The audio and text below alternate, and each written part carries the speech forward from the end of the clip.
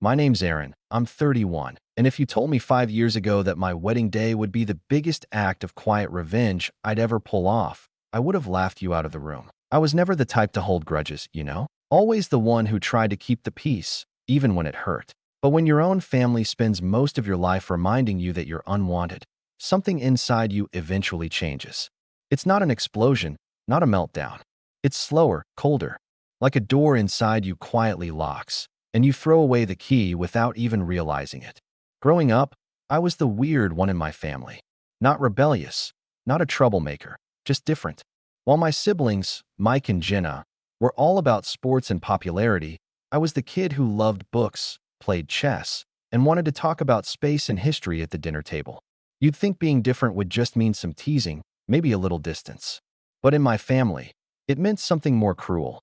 Exclusion disguised as just kidding, or you wouldn't enjoy it anyway. It started small. Birthday parties where my invite must have gotten lost. Family outings where someone forgot to tell me. I learned not to take it personally, or at least, I tried. But then came the weddings. First Jenna's when I was 22. She sat me down a month before, big fake smile plastered on her face, and said, "Aaron, I just think it's better if you don't come. It's going to be a very normal wedding. Not really your scene."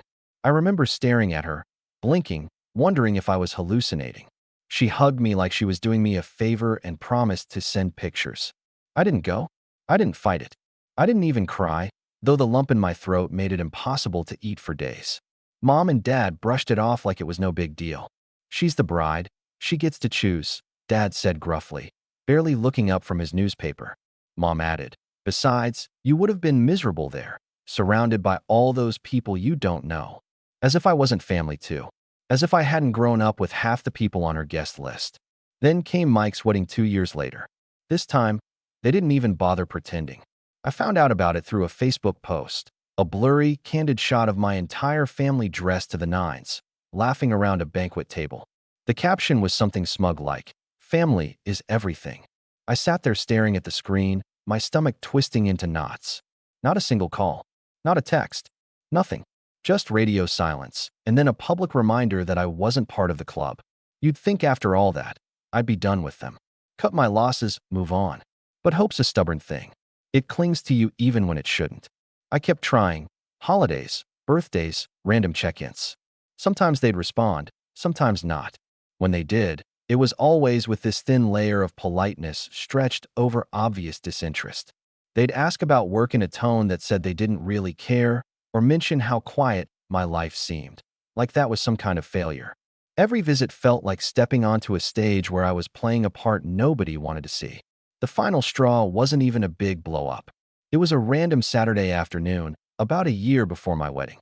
I'd driven an hour out to Mike's new housewarming party, lugging a gift card and a smile, determined, stupidly, to keep trying. When I got there, I rang the doorbell 3 times before Mike finally opened the door. He looked genuinely surprised to see me. Hey," he said, scratching the back of his neck awkwardly. Mom said you probably wouldn't show." "I'm here," I said, forcing a grin. "Brought you a little something." He took the gift card like it was a bomb about to go off. Inside, the house was packed. Laughter, music, the smell of barbecue. I recognized faces, people I'd grown up around, but no one really seemed to recognize me. Or maybe they just didn't care. I mingled for a bit, trying to make conversation, but it was like shouting into a void. People gave me polite smiles, and then turned back to their real conversations. I felt like an outsider at my own family's gathering. The kicker? Later that night, someone, I think it was Jenna, half drunk and slurring her words, laughed loudly across the yard and said, "Well, at least Aaron didn't ruin anything today. Must be a new record." The whole table burst into laughter. I stood there, frozen, the plastic cup in my hand cracking under my grip. No one defended me. No one even looked guilty. It was just another joke at my expense, another reminder that in their eyes, I was a burden, a punchline. That was the night I decided I was done. Not loudly, not dramatically. I didn't storm out or make a scene. I just left, slipped out the side gate while they were busy laughing, drove home in silence, and deleted the group chat from my phone without another thought. Fast forward a year later, and something amazing happened. I met Lisa. She was everything my family wasn't. Warm, kind, actually interested in who I was as a person. She loved my nerdy facts, my quiet nature, my bad puns. For the first time, I felt seen, truly seen. When I proposed, she said yes with tears in her eyes, and we started planning the wedding almost immediately. We both agreed we wanted it to be small, close friends, chosen family, people who actually cared about us. As we sat one night with our guest list spread out in front of us, Lisa hesitated. "What about your family?" she asked gently. "Do you want to invite them?" I thought about it. I really did. Thought about extending an olive branch, about how weddings are supposed to bring people together. Then I thought about the look on Jenna's face when she told me I wasn't welcome. The smug Facebook post. The drunken jokes. The years of being treated like a ghost at my own family events. "No," I said finally, my voice steady. "I don't." Lisa just smiled and kissed my forehead. "Good. Because I want this day to be about love, not obligation." Word got out anyway, of course. Small towns have big mouths. A week after we sent out the invitations, I got a text from Mom. "Heard you're getting married. When are you sending our invites?" No congratulations. No warmth. Just an expectation.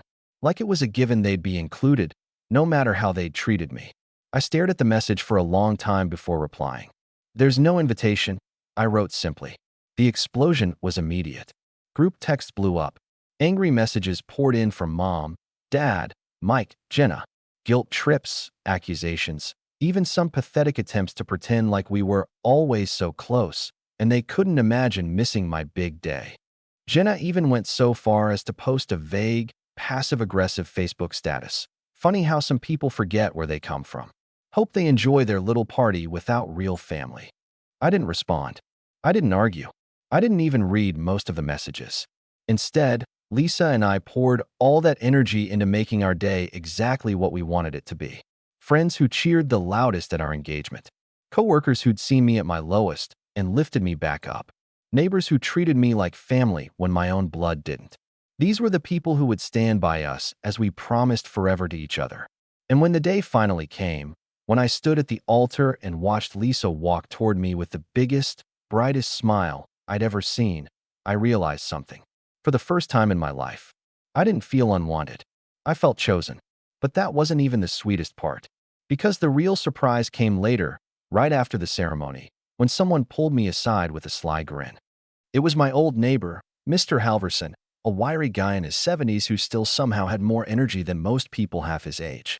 He leaned in, barely able to contain his smirk, and said, "Aaron, you're gonna want to see this." Curious, I followed him over to his small group of friends huddled around someone's phone. When they noticed me, they practically vibrated with barely disguised glee. "Look what's blowing up on Facebook," one of them said, turning the screen toward me. There, in real time, was a series of frantic, angry posts from Jenna, Mike, and a cherry on top, my own mother. Status after status complaining about how selfish I was, how family means forgiveness, how no matter how someone hurts you, blood is blood, and you shouldn't turn your back. It was pure, messy, public meltdown gold. Jenna's post was the most dramatic. "Can't believe my own brother would exclude us from his wedding. After everything our family has done for him. Absolutely disgusting behavior. Some people just don't understand the meaning of family." Someone had commented underneath it, "Didn't you leave him out of your wedding?" No response. Just a bunch of defensive likes and a handful of equally petty comments from her friends trying to back her up. Mike's was even worse. "Guess Aaron forgot who helped raise him. Maybe he'll remember when he's all alone someday." Another commenter responded, "You didn't invite him to yours, right? Sounds like karma to me." Mom's post was the most pathetic of all. A blurry photo of a family gathering, an old one, years ago, with a passive-aggressive caption, "Some people forget who loved them first." Loved me? I almost laughed. When had they ever really loved me? I could feel the eyes of my friends on me, waiting for some reaction, maybe anger, maybe sadness. But I just shook my head and smiled. Because standing there, with Lisa's hand slipping into mine and our wedding party laughing and cheering behind us, it finally hit me. I didn't owe them anything. I wasn't the lonely, desperate kid anymore, begging for a seat at their table. I had built my own table, my own life, my own family, and they weren't welcome at it. The reception went on like a dream after that. We had rented this cozy little vineyard just outside of town, and the weather was perfect, the kind of sunset you only see once in a lifetime, gold and pink spilling across the sky like someone had painted it just for us. Lisa and I danced under fairy lights while our friends cheered and toasted and sang way too loudly. The cake was a little crooked, the playlist skipped once or twice, and someone spilled a drink all over the dance floor. It was perfect. Still, the drama wasn't over. Not by a long shot. The next morning, I woke up to my phone vibrating so hard it fell off the nightstand. Dozens of missed calls. Voicemails. Texts. At first, I thought maybe, just maybe, they'd finally cooled down. Maybe they wanted to apologize, to make amends. But when I opened the first voicemail, it became crystal clear that wasn't the case. Mom's voice, tight and cold. "Aaron, you need to call me back immediately. I don't know what you think you're doing, but you're going to regret cutting off your family. You'll see. No one else will ever love you like we do." Another one from Jenna. "Congrats on your sad little party. Hope it was worth it, traitor." Mike's was the cherry on top. Just a long sigh, followed by, "You'll come crawling back one day. You always do." I sat there on the edge of the bed, listening to them one after another while Lisa slept peacefully beside me. Every angry word, every guilt trip, every threat, it all rolled off me like water. It didn't hurt anymore. It didn't even sting. It just sounded pathetic. I could have replied, could have sent a long, scathing message, could have ranted and raved and told them exactly what I thought of them. But instead, I did the one thing they never could stand. I ignored them. I blocked every number, deleted every message, shut the door permanently this time. Later that afternoon, Lisa and I sat on the back porch of our rental cabin, watching the sun sink behind the hills, sipping cheap champagne straight from the bottle. She leaned her head against my shoulder and whispered, "Any regrets?" I thought about it for a second. "Nope," I said, squeezing her hand. "None at all. Because in the end, they were right about one thing. Family is everything. But sometimes, you have to choose the right one." And I had. It didn't take long for the silence to get under their skin.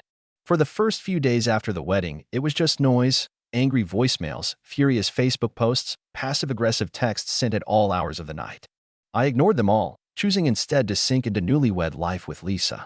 We slept late, explored little towns hand in hand, and laughed about stupid things like how I always lost the hotel key and how she could never finish a cup of coffee before it went cold. It was peaceful. It was exactly what I had fought so hard to find. But apparently, peace was something my family couldn't handle, not when they weren't in control. The first shift came about a week later. The text from Mom changed tone. Less rage, more desperation. "Families should stick together. Call me. We're still your parents. We deserve to be part of your life. Think about how hurt we are, Aaron. After everything we did for you." Still no apology. Still no acknowledgement of what they had done. Just this twisted, manipulative version of reality where I was the villain for finally walking away. When that didn't work, they doubled down. I got an email from Dad, an actual email, which was hilarious because the man could barely figure out how to unlock his phone without help. It was short, blunt, and painfully transparent. "We're still your legal family. Don't think you can erase that. No love. No regret." Just a reminder that in their minds, family wasn't built on love or respect. It was ownership. Lisa and I joked about it at first. Made up bingo cards for which guilt trip they'd try next. "We're your real family. You're being selfish. You'll regret this someday." It was almost funny how predictable they were. Until they showed up. It was a Wednesday. Mid-morning. I was working remotely from our little living room. Lisa was in the kitchen humming along to some cheesy 90s playlist when there was a knock at the door.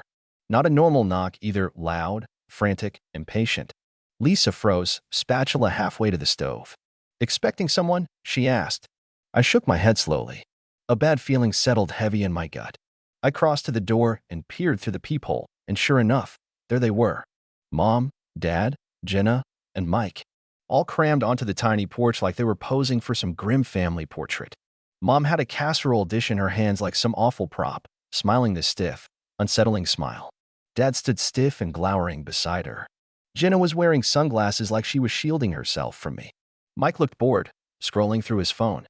I didn't open the door. Instead, I cracked the window just enough to hear them. "Hi, sweetheart." Mom called, overly bright. "We thought we'd come by and talk. You know, as a family." Her voice was sweet, too sweet, the kind of sugary tone she used when she was trying to hide the fact that she was furious. "No thanks," I said calmly. "We're busy." There was a beat of silence. "Aaron," Dad barked, stepping closer. "Enough of this nonsense. We're not leaving until you come out here and face your family." Lisa appeared behind me, hand slipping into mine, her face pale. They're not going to just leave, are they? She whispered. No, I said quietly. They're not. I watched as Mom's fake smile faltered. She set the casserole dish down on the porch railing with a loud clunk and crossed her arms. This isn't you, Aaron, she said. You're not this cold, this cruel. Her voice cracked, just enough to make it sound like she was the real victim here. Like years of exclusion, mockery, and dismissal had never happened. You're letting her poison you against us, Jenna chimed in, pulling her sunglasses down just enough to glare at Lisa. That was enough. I opened the window a little wider, met Jenna's gaze head-on, and said, Nobody poisoned me. You did that all on your own. The smile slipped completely off her face. Mike finally looked up from his phone, scowling. Aaron, seriously, he said.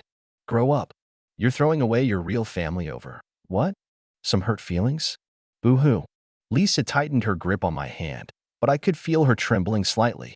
Not from fear, from anger. I took a deep breath, keeping my voice steady. You didn't want me at your weddings. You didn't want me at family holidays. You didn't want me around when it actually mattered. So now, you don't get to crash into my life when it's convenient for you. You made your choice a long time ago. Now I've made mine. You'll regret this, Mom hissed. The fake tears were gone now, replaced with naked, ugly rage. You'll regret cutting us out when you have nobody left. I smiled, a real, honest smile, and said, I already have everything I need. And with that, I closed the window. I didn't slam it, didn't yell, didn't make a scene. I just shut them out. For a moment, there was stunned silence outside. Then the banging started, fist pounding against the door. Angry shouts. Lisa backed away, pulling me with her toward the kitchen. Should we call the cops? She asked. I was about to answer when we heard it, a loud crack, like something breaking. And then another. They weren't just yelling anymore. They were trying to force their way in. I didn't panic.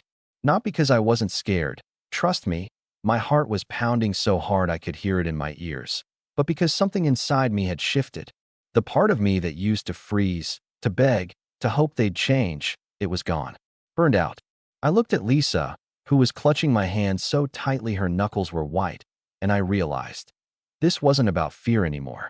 It was about making sure they never got the chance to hurt me again. Call the police, I said, voice low and even. Lisa didn't hesitate. She grabbed her phone and ducked behind the kitchen counter. I stayed where I was, standing firm between her and the door, even as the banging grew louder, more frantic. We're not leaving without you, Aaron. Dad roared from outside, his voice hoarse with rage. You're going to talk to us. Another loud bang. The door shuddered in its frame. I could hear Mom screeching something about ungrateful little traitors and Jenna cursing under her breath. Mike, true to form, was the loudest, shouting threats about how I'd regret this, about how nobody else would put up with me once Lisa realized what a loser I was. I didn't respond, didn't even flinch. I just stood there, breathing slow and steady, until I heard the sweetest sound in the world, the distant wail of sirens. The banging stopped almost immediately. I moved to the window, just in time to see Mom snatching the casserole dish off the porch, like that was somehow going to save face, while Dad barked at Mike and Jenna to act normal. They scattered, trying to pretend they were just standing around, casually chatting like they hadn't been trying to break down my door 30 seconds earlier. The police cruiser pulled up fast, tires crunching against the gravel driveway. 2 officers got out, 1 male, 1 female, both looking grim and very, very tired, like they'd seen this kind of suburban disaster way too many times. I opened the door carefully, stepping outside with my hands visible so there'd be no confusion. Morning, officers, I said calmly. Thanks for coming. The female officer nodded. We got a call about a disturbance. Can you tell us what's going on? Before I could answer, Mom rushed forward, casserole dish still clutched in her hands like a ridiculous shield. This is our son, she gushed, all fake tears and trembling voice. We're just trying to talk to him. He's been brainwashed by her. She jabbed a finger toward the house where Lisa was peeking out from behind the curtain. And now he thinks he can just cut off his family. The officer blinked, unimpressed. So you were trying to force entry into the home? No, Mom gasped. We were just... He wouldn't open the door, and we needed to. We needed to talk. Dad stepped up, looming like he always did when he thought intimidation would work. We have a right to see him. He's our son. The male officer sighed, pulling out a small notebook. Sir, It doesn't work like that. He's an adult. You have no legal right to enter his home without permission. If you continue to harass or threaten him, he can press charges. The color drained from Mom's face. Jenna started muttering under her breath. Mike actually had the gall to roll his eyes like he was the one being inconvenienced. I took a deep breath and said, loud enough for all of them to hear, I want to press charges for trespassing and attempted forced entry. And I want a restraining order. For the first time all morning, the whole porch went completely silent. Mom's mouth dropped open. Dad's face turned an alarming shade of red. Jenna's sunglasses slipped down her nose, and Mike actually took a step back like he couldn't believe what he was hearing. You don't mean that, Mom stammered. Aaron, we're family. The word, family, snapped something clean in me. Not with anger. Not with grief. Just finality. I looked her dead in the eyes and said, no, we're not. Not anymore. The officers separated us after that. Took statements. Asked questions. Lisa came out eventually, holding my hand the entire time, steady and solid as a rock. My family kept trying, begging, pleading, threatening. They flipped between tactics so fast it would have been comical if it weren't so sad. Mom wept about losing her baby. Dad muttered about ungrateful brats. Jenna tried to shame me, ranting about how nobody turns their back on their family unless they're broken inside. Mike just sneered, like the whole thing was beneath him. The officers weren't moved. They issued them a formal warning right there on the spot and made it very clear that if they ever showed up again, even once, they'd be arrested. I filed the paperwork for the restraining order that afternoon. And just like that, with a few signatures, a few hard lines drawn in the sand, the door slammed shut forever. The days that followed were strangely quiet. Eerily so. No more angry calls. No more guilt trips. No more desperate Facebook posts. It was like they finally realized they'd lost whatever power they thought they had over me. I won't pretend it didn't hurt sometimes. There were moments, small, sneaky moments, where a part of me missed the idea of family. Missed what could have been if they had been different people. Holidays were hard for a while. Seeing other families smiling together, laughing over shared memories, it left a hollow ache in my chest that took time to fill. But it did fill. Slowly, with better people. Real friends. Chosen family. People who didn't love me because they had to, but because they wanted to. People who saw me for who I was and stayed. Lisa's parents, who welcomed me like a second son without a second thought. My coworkers, who threw us a surprise post-honeymoon party with a cake that said, "Welcome to your real family." Neighbors who dropped off casseroles and homemade cards when they heard about the restraining order, not because they pitted us, but because they respected the choice to cut out toxicity. Piece by piece, the life I'd always wanted came together. Not the life they tried to force me into. Not the life they abandoned me in. My life. About 6 months after the wedding, Lisa and I hosted a little barbecue at our place. Just close friends, good food, lots of laughter. At one point, I stepped back, beer in hand, and just watched. Watched my wife laughing with her best friend over burnt burgers. Watched our neighbors' kids chasing each other around the yard with water guns. Watched a group of people who genuinely loved and accepted me exactly as I was. And I realized they hadn't just missed my wedding. They had missed everything. Every good thing that came after. Every milestone. Every celebration. Every ordinary, beautiful day. All because they couldn't be bothered to love me the way I deserved. And for the first time in my entire life, I didn't feel sad about it. I felt free. Truly, finally, completely free. And I wasn't ever giving that up again. Not for anything. Not for anyone. And certainly not for people who only ever saw me as something they were entitled to control. As the sun dipped low and the fireflies came out, Lisa slipped her hand into mine and leaned her head on my shoulder. "We made a good life," she whispered. I smiled, kissed the top of her head, and whispered back, "Yeah, we really did." And this time, I knew, without a doubt, that nobody could ever take it away from me again.